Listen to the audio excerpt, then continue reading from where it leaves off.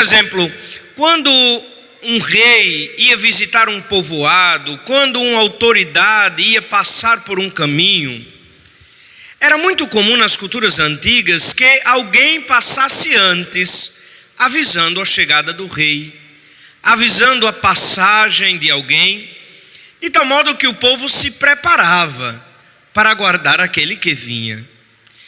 A gente pode até observar, por exemplo, nos filmes históricos, aqueles grandes corredores que se faziam nas cidades, nas vielas, para a passagem das carruagens, para a passagem da tropa real.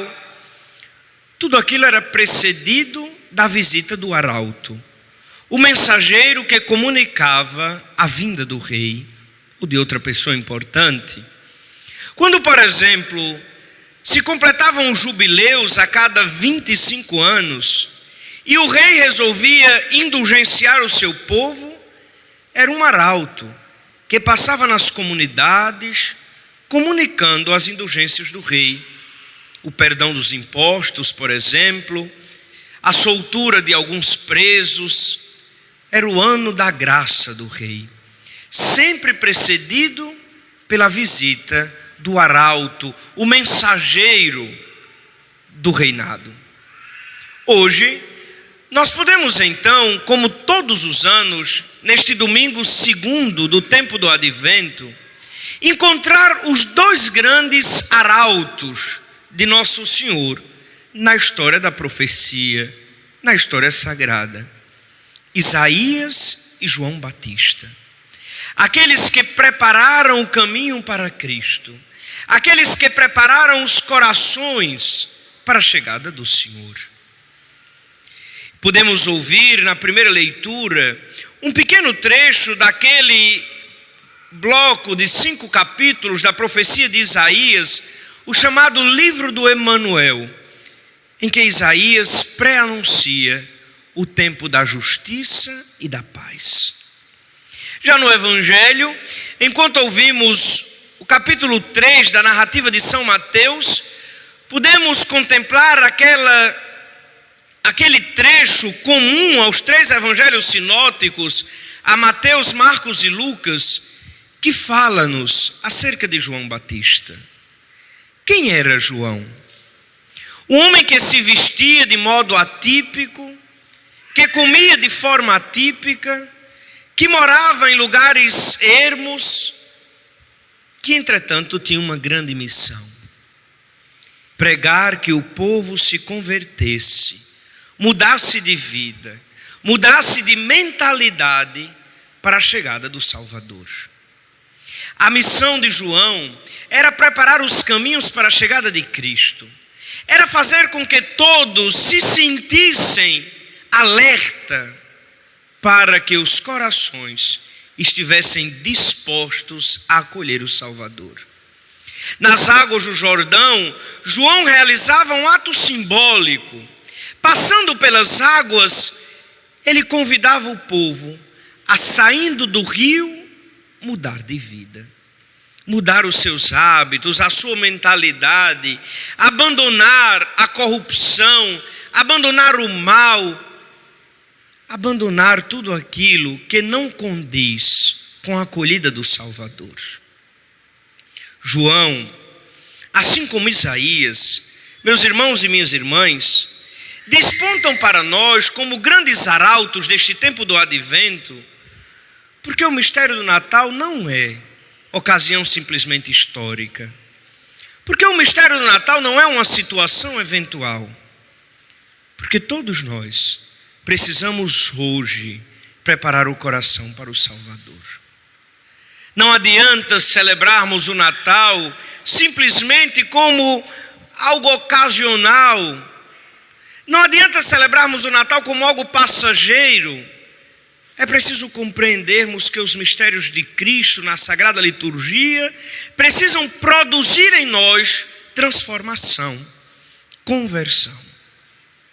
Se nós preparamos a nossa vinda,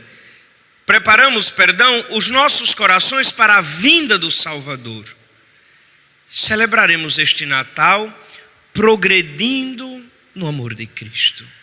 Imaginemos nós, meus irmãos e minhas irmãs, se cada Natal que nós já passamos tivesse nos feito um pouco mais humanos, um pouco melhores. Se a cada Natal que nós celebramos pudéssemos compreender melhor o mistério da encarnação, de Deus que assume nossa história e nossa vida, será que não estaríamos muito melhor no caminho da santidade hoje? Se não estamos, é porque não nos demos conta desta realidade. É muito comum, ainda com os resquícios da civilização cristã que já vai se esvaindo em nossos tempos, nós encontrarmos gestos significativos que apontam para as origens de nossa evangelização, sobretudo em tempos fortes como esse. Por exemplo, se a gente parar para observar algo muito marcante neste período que nós estamos vivendo de advento, são as chamadas confraternizações natalinas, que às vezes parecem-nos um tanto quanto estereotipadas, vazias, às vezes até sem sentido. Por quê? Porque tantas vezes aquilo que seria uma festa bela, harmoniosa, se torna para nós algo completamente fugaz, porque nós roubamos o sentido de sua essência.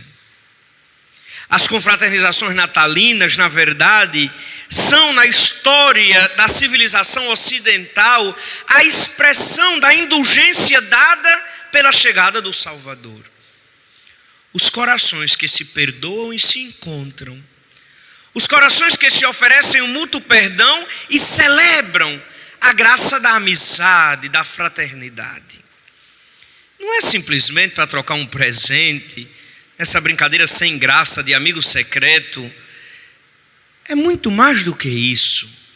É para oferecer amor, é para receber o dom, é para entrelaçar os corações, é para se reconciliar, é para que o príncipe da paz, ao chegar, encontre em nós corações dóceis e harmoniosos. É aqui onde está o sentido. Tantas vezes estas comemorações na nossa cultura vão perdendo o sentido porque falta o substrato da fé, porque falta o princípio basilar. Se nós, meus irmãos e minhas irmãs, não compreendemos o mistério da encarnação, não tem porquê vivermos simplesmente normas estéticas. É tão comum ainda, como eu dizia, nos resquícios dos sinais de evangelização, vermos, por exemplo, que nós, ao longo deste tempo, vamos nos arrumando para o Natal. A gente prepara a casa, ajeita, se tem uma parede que está meio suja, a gente vai lá, pinta, passa uma mão de cal, muda os móveis de lugar, bota uma árvore lá no centro da sala, organiza, coloca o pisca-pisca. Sinais externos que não podem ser desassociados de nossa vida interior. Se nos preparamos verdadeiramente para celebrar o Natal, é preciso, antes de tudo, limpar o coração. Antes de limpar a casa, antes de organizar, por exemplo, os móveis da casa, é preciso organizar os sentimentos em nós. A gente chega a essa época do ano, joga fora um bocado de quinquilharia que foi juntando ao longo do ano e não tem mais por que ter. Mas não tira do coração, às vezes, sentimentos ruins que guardamos. Não tiramos do coração, às vezes, o rancor que alimentamos por uma coisa pequena. Não organizamos a nossa vida interior para acolher o Salvador que veio, vem e virá. É preciso, meus irmãos e minhas irmãs, que aquilo que vivemos externamente seja sinal de nossa vida interior, porque do contrário tudo se torna vazio. A beleza dos gestos, a harmonia, a singularidade daquilo que está à nossa volta devem expressar a graça da fé. devem expressar os sinais do nosso encontro com o Senhor. Como é belo observarmos este capítulo 11 da profecia de Isaías, o profeta que vai apresentando os sinais do mistério da regeneração, a criação refeita pelo dom da profecia e a graça da encarnação. O lobo e o cordeiro viverão juntos, e o leopardo deitar-se-á com o cabrito.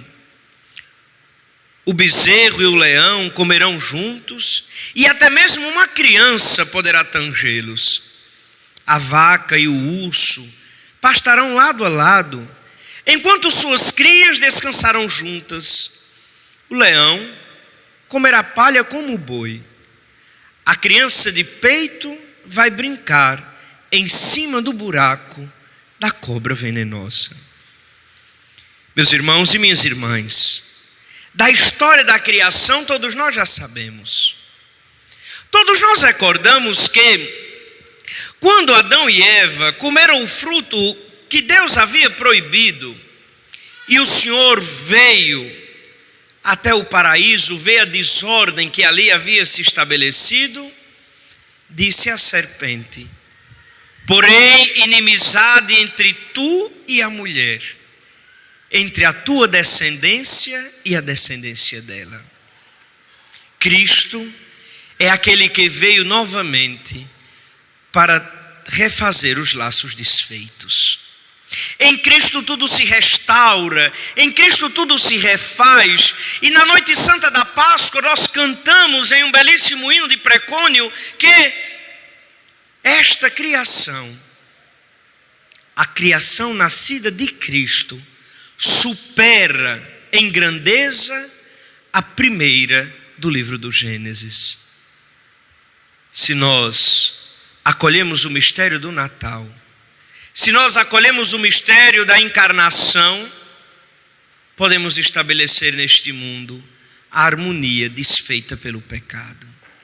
Podemos estabelecer neste mundo a paz que se esvaiu por conta dos erros humanos. Se nos abrimos, se nos propomos a graça de Deus, se deixamos que o Senhor faça habitação em nossas vidas, o mundo novamente encontrará o dom e a graça para ser feliz. Meus irmãos, minhas queridas irmãs, a Belém de hoje é o nosso coração. A Belém que precisa acolher o Salvador é hoje a nossa vida interior. É Cristo o príncipe da paz, mas o mundo só conhecerá esta paz se nós, os discípulos de Cristo, pudermos comunicá-la ao mundo. Desponta para nós neste tempo a Senhora do Advento, a Virgem Maria, portadora do Salvador, a Imaculada Conceição, predita pelo Senhor para esmagar a cabeça daquela que desfez os laços de amizade com o Criador. Que Nossa Senhora, que em tudo portou salvação, que em Nossa Senhora, que em tudo comunicou a vida, a graça, a luz, Nossa Senhora que gerou o príncipe da paz, nos ajude a concebermos Cristo em nossas atitudes, a concebermos Cristo com o nosso testemunho, a concebermos Cristo com a nossa vontade de servir e de construir um mundo novo. Que o príncipe da paz, que habita nossa carne no mistério da encarnação, seja conhecido e comunicado através de cada um de nós. Louvado seja nosso Senhor Jesus Cristo.